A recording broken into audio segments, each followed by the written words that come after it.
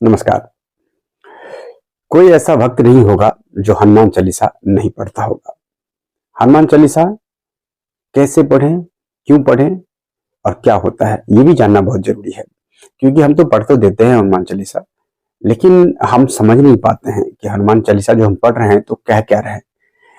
और रटे रटाए जो होता है हमारे पास, 1-2 मिनट में हम खत्म करते थे धाए धाए फटाफट पढ़ करके। लेकिन सदैव हनुमान चालीसा जब पढ़ना चाहिए तो किताब लेकर के पढ़ना चाहिए, बुक लेकर के आपको पढ़ना चाहिए हनुमान चालीसा का, ताकि आपको शब्द पर ध्यान हो और शब्द के बारे में आप बता सके, जान सके कि हम कह क्या रहे हैं, हम पढ़ क्या रहे हैं।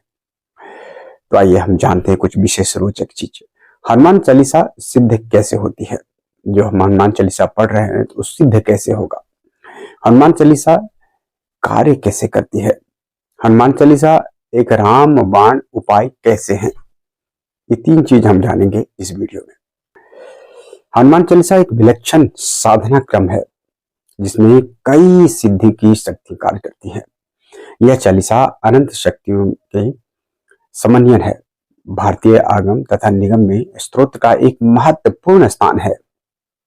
सामान्य रूप से स्तोत्र का व्याख्या कुछ इस प्रकार की जा सकती है कि स्तोत्र विशेष शब्दों का समूह है जिसके माध्यम से इष्ट की अभ्यर्थना की जा सकती है। शिव तांडव स्तोत्र हो या सिद्ध कुंजिका, सभी अपने आप में कई कई गोपनीय प्रक्रिया तथा साधनों को अपने आप में समाहित किए हुए हैं। कई स्तोत्र, कवच, सहस्त्रनाम, खड़गमाल आदि शिव या शक्ति के श्रीमुख से उच्चारित हुए हैं, जो कि स्वयं सिद्ध है। ऐसे ही हनुमान चालीसा स्वयं सिद्ध है, जो स्वयं महादेव का आशीर्वाद है। अगर सूक्ष्म रूप से अध्ययन किया जाए तो हनुमान जी के मूल शिव स्वरूप है।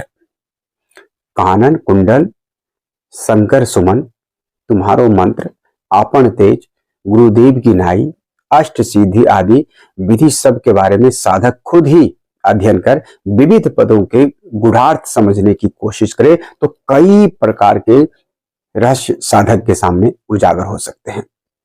हनुमान चालीसा को सिद्ध कैसे किया गया है, ये जानना बहुत जरूरी है। जो 7 बार पाठ कर कोई, छूट ही बंदी महासुख होई। यह एक, जब भी हम हनुमान चालीसा पढ़ते हैं तो यह शब्द, यह चौपाई हमारे सामने आते हैं। तो जान लेते हैं इसको। जो हनुमान चालीसा का 108 यानी 100 + 8 बराबर 108 बार पाठ कर लेता है तो बंधन से मुक्त होता है तथा महासुख को प्राप्त होता है। किंतु यह सहज ही संभव नहीं होता। ऐसे कह देने से नहीं हो गया कि आप मुक्त हो गए, पढ़ लिए 108 और मुक्त हो गए, लेकिन सहज नहीं है। भौतिक अर्थ इसका भले ही कुछ और हो, किंतु आध्यात्मिक रूप से यहाँ पर बंधन का अर्थ आंतरिक तथा शारीरिक दोनों बंधन से है तथा महासुख अर्थात शांत चित्त की प्राप्ति होना है। कोई भी स्थिति की प्राप्ति के लिए साधक को एक निश्चित प्रक्रिया को करना अनिवार्य है, क्योंकि एक निश्चित प्रक्रिया ही एक निश्चित परिणाम की प्राप्ति को संभव बनाती है। हनुमान चालीसा का यह प्रयोग सकाम प्रयोग तथा निष्काम प्रकार दोनों रूप में होता है। इसलिए साधक को अनुष्ठान करने से पूर्व अपनी कामना का संकल्प लेना आवश्यक है। यानी कि हम कोई अनुष्ठान करने जा रहे हैं तो पहले संकल्प लेना यानी कि प्रतिबद्ध होना आवश्यक है। अगर कोई विशेष इच्छा के लिए प्रयोग किया जा रहा हो तो साधक को संकल्प लेना ही चाहिए। अब आता है संकल्प कैसे लें, तो आइए हम बताते हैं। आम संकल्प जो हम सत्यनारायण भगवान के कथा करते हैं या कोई भी कुछ करते हैं तो उसमें जो कुछ होता है उससे थोड़ा सा अलग।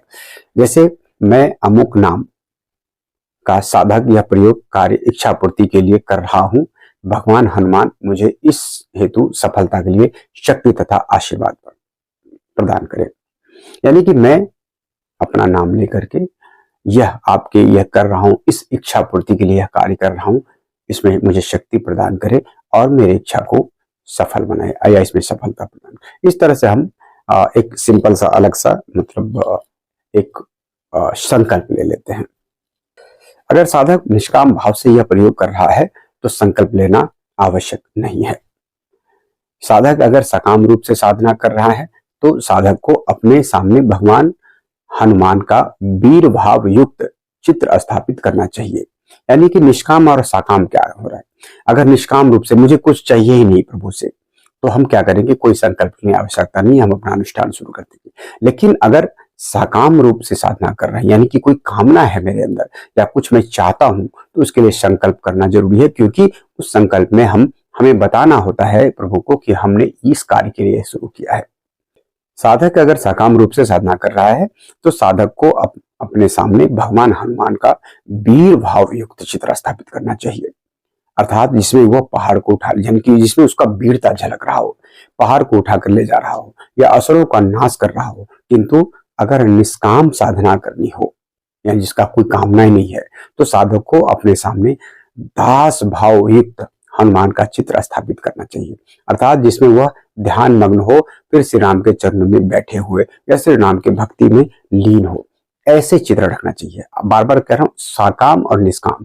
निष्काम मतलब आप भक्त रूपी चित्र लगाइए, उसमें कोई कुछ करने की आवश्यकता नहीं संकल्प का। और सकाम जिसका कोई कामना मेरे अंदर है, तो हम वीर हनुमान जी का चित्र लगाएं और उनके सामने बैठे।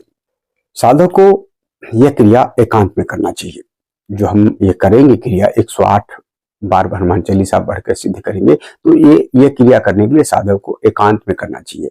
अगर साधक अपने कमरे में यह क्रिया कर रहा हो, उस समय उसके साथ कोई भी दूसरा व्यक्ति नहीं होना चाहिए। शुद्ध चरित्र, शुद्ध भाव, शुद्ध शरीर होना चाहिए। उचित होगा कि किसी एकांत कमरे या निर्जन स्थान जहां पर कोई बहुत ज्यादा हलचल ना हो, मंदिर आदि का आश्रय भी लिया जा सकता है, जो मंदिर कहीं निर्जन में हो, यहाँ पर कोई आया जा नहीं रहा हो, ज्यादा भीड़ भाड़ ना हो, वहां पर साधना किया जाए। यह प्रथम प्राथमिकता होनी चाहिए। साधिका हनुमान साधना का यह प्रयोग संपन्न कर सकती है, यानी कि साधक और साधिका दो होता है, साधिका भी इसका प्रयोग कर सकती है। रस वाला समय में यह प्रयोग या अन्य कोई भी साधना नहीं किया जा सकता है। जो साधिका है वो जब रस वाला में होता है तब यह प्रयोग नहीं करना चाहिए, नहीं इसका यह साधना करना चाहिए। साधक साधिकाओं को यह प्रयोग करने से एक दिन पूर्व, प्रयोग के दिन तथा प्रयोग के दूसरे दिन तक, अर्थात कुल 3 दिन ब्रह्मचर्य व्रत का पालन करना चाहिए। यानी कि कल हम अगर शुरू करते हैं इसका साधना, तो हम आज से ही ब्रह्मचर्य व्रत शुरू करेंगे और कल पूरा हो जाता है तो परसों भी हमें ब्रह्मचर्य व्रत का पालन करना पड़ेगा, चाहे वो साधक हो या साधिका। साकाम उपासना में वस्त्र लाल रहे, निष्काम में भगवे रंग के वस्त्र का प्रयोग होता है। यदि संभव ना हो तो केवल लाल वस्त्र का ही दोनों कर्मों में प्रयोग हो सकता है, उसको आप कर सकते हैं। दोनों ही कार्यों में दिशा उत्तर रहे, अगर दोनों कार्य दिशा उत्तर की तरफ रहे। साधक को भोग में गुड़ तथा उबले चने, जो हनुमान जी के प्रिय है, एक रोट जो बनाते हैं हमारे यहाँ, गुड़ वगैरह आटा वगैरह मिला करके चीनी, वो रोट जो कि साधक ने स्वयं बनाई हो, यानी कि साधक साधिका है वो स्वयं बनाई हो, अर्पित करना चाहिए। ये चीज गुड़ चने या रोट बना करके हनुमान जी को भोग लगाना चाहिए। कोई भी फल अर्पित किया जा सकता है, खास करके केले या कोई जंगली फल जो हनुमान जी को प्रिय है, वो हम उसको बेर वेर इधर उधर जो भी कुछ है, लेकिन केले होनी चाहिए, उसको भी अर्पित किया जा सकता है। साधक दीपक तेल या गाय के घी का लगा सकता है, दोनों में से कोई भी चल सकता है, कोई विशेष इसमें वो नहीं है। साधक को आग के पुष्प या लाल रंग के पुष्प समर्पित करना चाहिए। आग का पुष्प ले ले या कोई लाल रंग का पुष्प। यह प्रयोग साधक किसी भी मंगलवार की रात्रि, वैदिक में प्रातः काल, अगर समय ना हो तो समय रात्रि 10 बजे के बाद का चयन करें।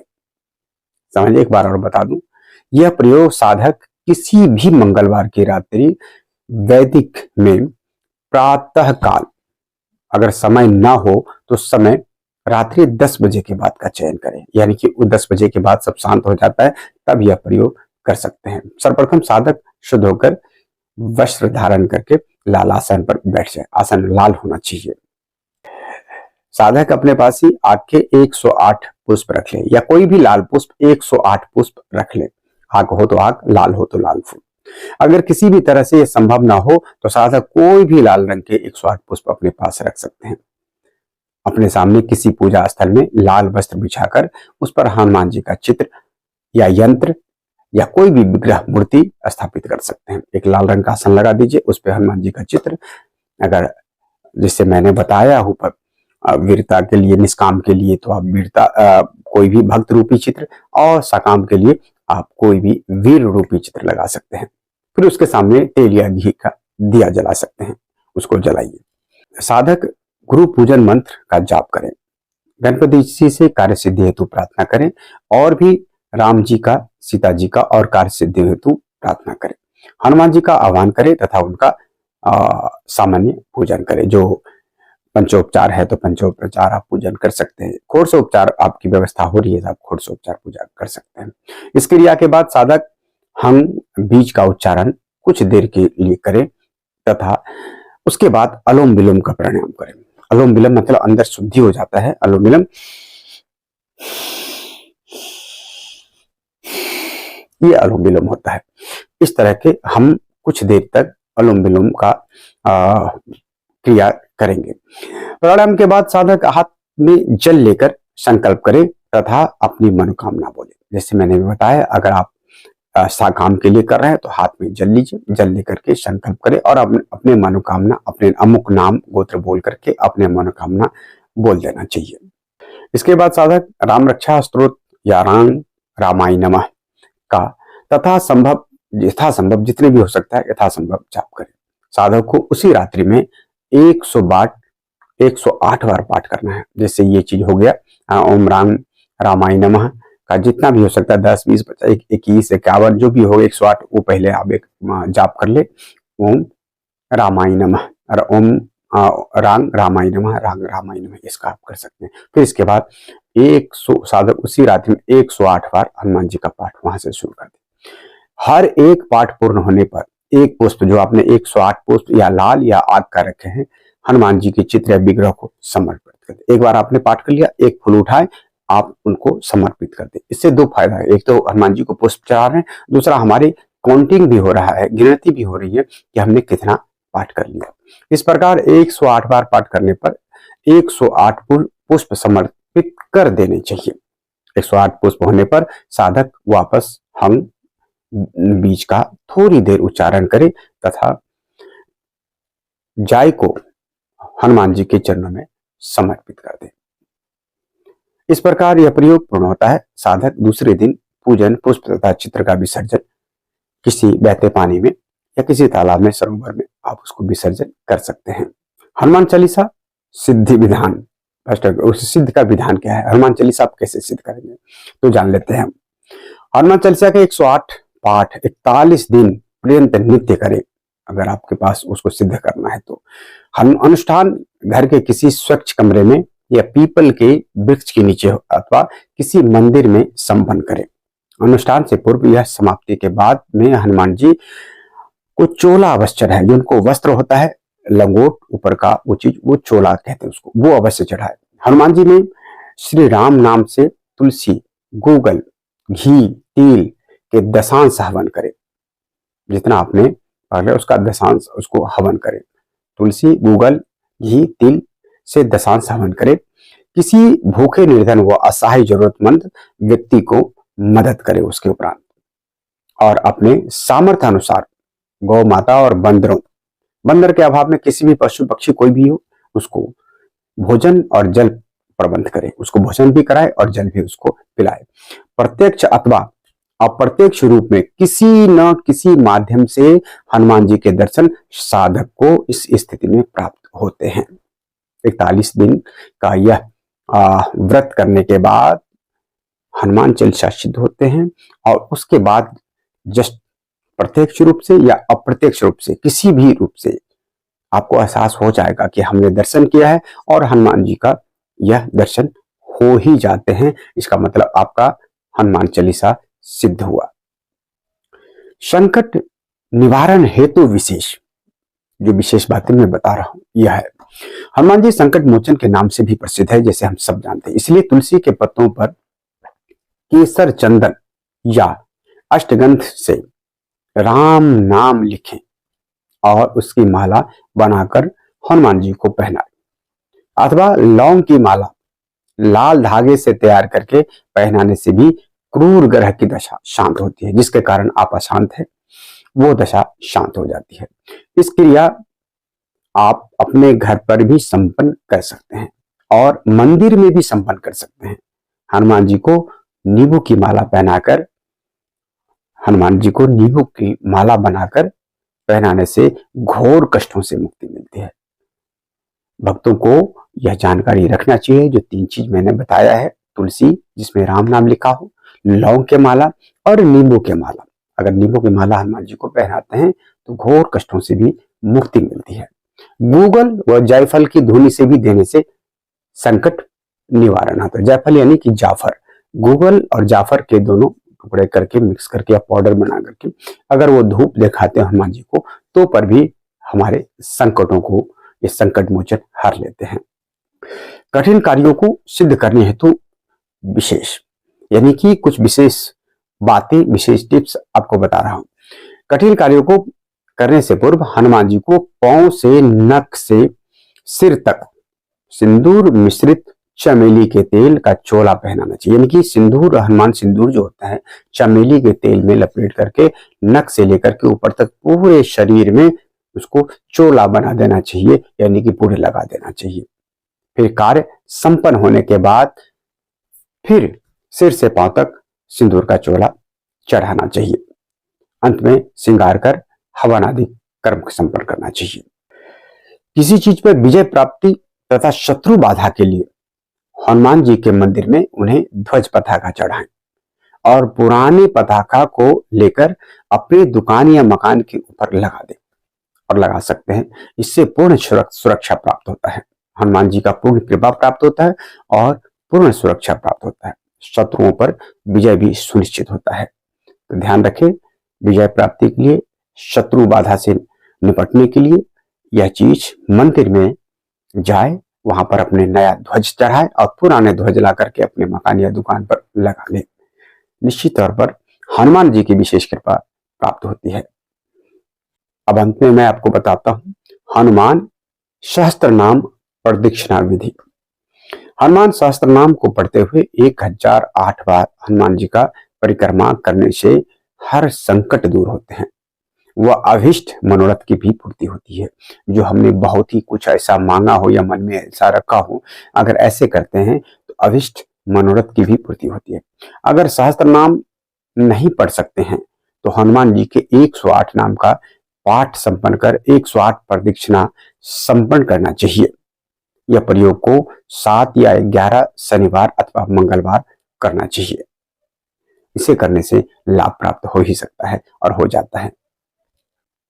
उपरोक्त तरह के प्रयोग को संपन्न करने से शरीर में बल, बुद्धि, शक्ति और पुरुषार्थ का विकास होता है और व्यक्ति अपने अंदर एक दिव्य ऊर्जा महसूस करता है और दिव्य ऊर्जा प्रभाव को महसूस करता है, जिससे हर बाधा को अपने आप दूर कर सकता है। उसको एक कॉन्फिडेंस जागृत हो जाता है और हर चीज में वो आगे बढ़ने की प्रयास करता है और उसको सफलता मिलता चला जाता है। और हनुमान जी की विशेष कृपा उन पर सदैव बनी रहती है। तो उपरोक्त में जितने भी मैंने आपको बताया है उसमें से आपको अच्छा लगता है और जो भी आप कर सकते हैं संभव उसको करने की कोशिश करें। निश्चित ही हनुमान जी की कृपा आप पर बनी रहे। धन्यवाद। इस तरह के वीडियो देखने के लिए हमारे चैनल को लाइक करें, सब्सक्राइब करें, शेयर करें, कमेंट्स के माध्यम से अपना विचार रखें।